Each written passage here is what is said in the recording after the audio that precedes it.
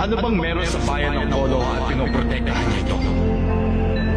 Ang sabi ng dating Hokage, ang bayang ito ay isang pundasyon na ginagawa para pigilan ang pagtapos ng mga angkan at pagpatay sa mga bata. Isang pundasyon na magdadala ng kapayapaan. Mag-isang sinubukan ni Kuya Itachi na mapanatili ang kapayapaan ito.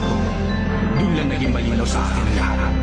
Naiintindihan ko ang mapapait niyang karanasan, ang mabuhay sa kadiliman bilang kriminal at bilang isang traitor.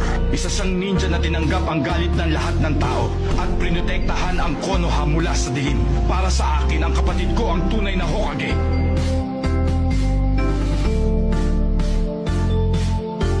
Hindi kinilala ng lahat ang kabayanihan niya. Siya ang ninja tinanggap ang lahat ng galit ng tao. Nakarapat dapat sa titulo. Ngayon, naiintindihan ko na ang nararamdaman ni Kuya Itachi para sa Konoha at sa mga tao nito.